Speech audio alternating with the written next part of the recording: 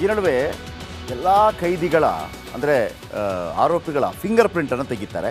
ಆಮೇಲೆ ಅಲ್ಲಿರುವಂಥ ಸಾಕ್ಷಿಗಳ ಮೇಲೆ ಫಿಂಗರ್ ಪ್ರಿಂಟ್ಗಳ ಬಗ್ಗೆ ಸಾಕ್ಷ್ಯವನ್ನು ಸಂಗ್ರಹ ಮಾಡ್ತಾರೆ.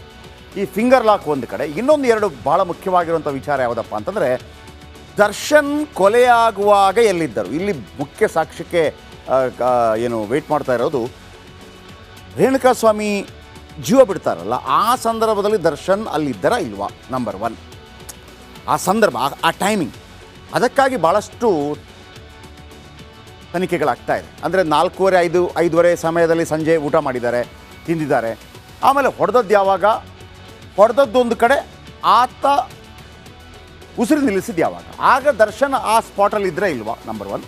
ಎರಡನೇದು, ದರ್ಶನ್ ಹೊಡೆತದಿಂದಾಗಿ ಆ ಸಾವು ಸಂಭವಿಸ್ತಾ ಇಲ್ವಾ, ಇದರ ಬಗ್ಗೆ ಒಂದು ತನಿಖೆ ಆಗ್ತಾ ಇದೆ. ಅದರ ಬಗ್ಗೆ ಕೂಡ ಹೇಳ್ತೀನಿ. ಈಗ ಫಿಂಗರ್ ಲಾಕ್ ಆಗಿದೆ, ಬೆರಳಚ್ಚು ನೋಡಿ. ರೇಣುಕಾಸ್ವಾಮಿ ಧರಿಸಿದ್ದ ಬಟ್ಟೆಗಳಲ್ಲಿ ಫಿಂಗರ್ ಪ್ರಿಂಟ್ ಸಿಕ್ಕಿದೆ.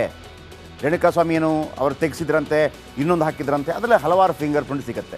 ನಿಮ್ಗೆ ಅನಿಸ್ಬೋದು ಫಿಂಗರ್ ಪ್ರಿಂಟ್ ಹೆಂಗೆ ಗೊತ್ತಾಗುತ್ತೆ, ಈಗ ಒಂದು ಗೋಡೆಯಲ್ಲಿ ಫಿಂಗರ್ ಪ್ರಿಂಟ್ ಹೆಂಗೆ ಗೊತ್ತಾಗುತ್ತೆ ಅಂತೇಳಿ. FSL ಅವರು ಅದಕ್ಕೊಂದು ಸ್ಪ್ರೇ ಮಾಡ್ತಾರೆ. ಮಾಡಿದ ತಕ್ಷಣ ಆ ವೈಟ್ ಆಗಿ ನಮ್ಮ ಬೆರಳಚ್ಚು ಅಲ್ಲಿ ಕಾಣಲಿಕ್ಕೆ ಶುರುವಾಗುತ್ತೆ. ಅದು ನೀವು ನೋಡಿರ್ಬೋದು ಸಿನಿಮಾಗಳಲ್ಲಿ ಯಾವ ರೀತಿ ಮಾಡ್ತಾರೆ ಅಂತೇಳಿ. ಯಾವುದೇ ಪ್ರದೇಶದಲ್ಲಿ ಅವರು ಅದನ್ನು ಏನಾದ್ರು ಟಚ್ ಮಾಡಿರಲಿ, ಅಲ್ಲಿ ಫಿಂಗರ್ ಪ್ರಿಂಟ್ ಸಿಗುತ್ತೆ. ಆ ಬಟ್ಟೆಗಳ ಮೇಲೆ ಸಿಕ್ಕಿದೆ. ಅದು ಮಡಿಕೆ ಆಗಲಿ, ಮತ್ತೊಂದಾಗಿರಲಿ, ಅಥವಾ ಇಸ್ತ್ರಿ ಆಗಿರಲಿ, ಏನಿದ್ರೂ ಕೂಡ ನೀರೊಂದು ಬೀಳದೇ ಇದ್ದರೆ ಬಹುತೇಕ ಅಲ್ಲಿ ಫಿಂಗರ್ ಪ್ರಿಂಟ್ ಸಿಗುತ್ತೆ. ಇನ್ನು ಹಲ್ಲೆ ಮಾಡಲು ಬಳಸಿದ ವಸ್ತುಗಳಲ್ಲೂ ಫಿಂಗರ್ ಪ್ರಿಂಟ್ ಇದೆ. ರೀಪ್ ಮೇಲೆ ಇದೆ, ಬೆಲ್ಟ್ ಮೇಲೆ ಇರುತ್ತೆ.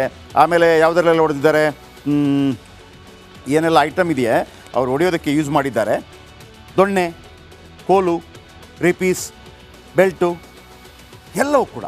ಆಮೇಲೆ ಡಿವೈಸ್, ಎಲೆಕ್ಟ್ರಿಕ್ ಡಿವೈಸ್ ಎಲ್ಲವೂ ಕೂಡ. ಆಮೇಲೆ ಆರೋಪಿಗಳು ಧರಿಸಿದ್ದ ಬಟ್ಟೆ ಮೇಲೂ ಫಿಂಗರ್ ಪ್ರಿಂಟ್ ಸಿಕ್ಕಿದೆ. ಆರೋಪಿಗಳು ಧರಿಸಿದ ಬಟ್ಟೆ ಮೇಲೆ.